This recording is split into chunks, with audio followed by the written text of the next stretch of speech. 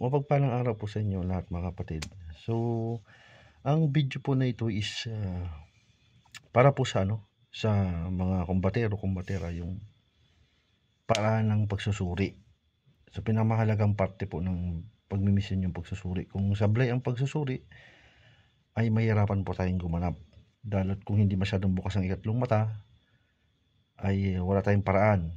So, anong paraan po ang pinaka-the best na ginagamit ng mga kumbatero-kumbatera? Sa paintulot ng dakilang ama, pwede po ang tubig. Ang tubig po, kapag pinainom mo ng tubig na may konsagradong tubig yan na may usal, ay magre-react po yung katawan ng tao. Yung panlasa niya, minsan sa tubig po sumasampayan. So, recap tayo dun sa mga between sa mga olds and makabagong na-encounter natin sa mga gamutan na pakikipaglaban. So, ang lasa ng tubig ay nagpapakilala kung anong uri ng espiritu o ang namiminsala sa isang tao. So, unahin natin sa sa iba't ibang lasa Halimbawa, mapakla. Mapakla yung parang ibang parang maano yung lasa, parang pakla nito, parang ganoon. Malalasahan mo naman yung pakla na lasa eh. Yes, hindi siya masarap ng lasa ng tubig. So, diablo po 'yun. Pag maalat naman, tao. Ibig sabihin tao 'yan, tao ang gumagawa 'yan.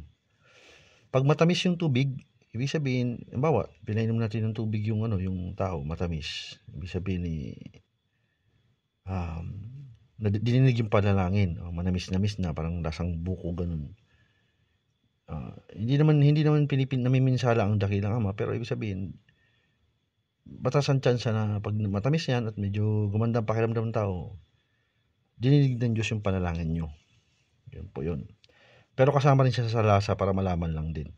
So yung mapait naman, sobrang pait, parang ampalaya, yan po yung mapait pa sa ampalaya, yan yung barang o kulam yan. Barang o kulam. Yung lasang kalawang, kung anong lasan, pero ganun, parang bakal na nabubulok. Yung matabang naman ang lasa na animoy lumot, ang panlasa, yan, engkanto ng tupa yan, lupa. Tapos yung mabaho naman, mabaho ng amoy ng tubig o lasa, mabaho sa pang-amoy ninyo, yan, aswang yan. Yung amoy dugo, animoy dugo, animoy imbornal, pusali, ganun ng lasa. Parang ganun yung pang-amoy. Tapos yung mahanghang naman, ang mahanghang ay yung duwende. Mga duwende naman yan.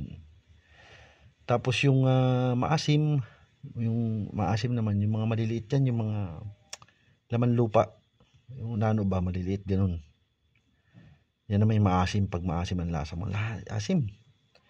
So rarely, o minsan kasi, ang madalas ma-encounter namin, yung mapakla, yan, mapait, yan ang madalas ma-encounter namin. Tapos, yung mabaho, yan. Tapos, ang madalas ma-encounter namin, yung mga malalansa. Yung malansa, tikbalang din yan Malansa, tikbalang yan. Yung, basta mapakla, madalas ma-encounter namin yung mapait na panlasa. Sobrang, pag inom nga nung tao ang pait, parang lasang mapait pa sa sa ampalaya. Yun ang sabi nung mismong pasyente. So, identified na. So, sa lahat ng mga sinabi ko, tandaan nyo po yun, para malaman nyo po. So, iba-iba ang lasa ng lasa sa tubig, lalo't sagrado yung usal, inuusal nyo po. Malalaman nyo, matitesting nyo kung talagang panesting po yan sa tubig. Kung talagang may gumagambala. At minsan po, nangyayari yan na pag pinainom yung tubig, nagre-react yung katawan. Yung the demons o kung sino man nakasapi sa loob ng katawan ng tao, hindi siya makapagtago.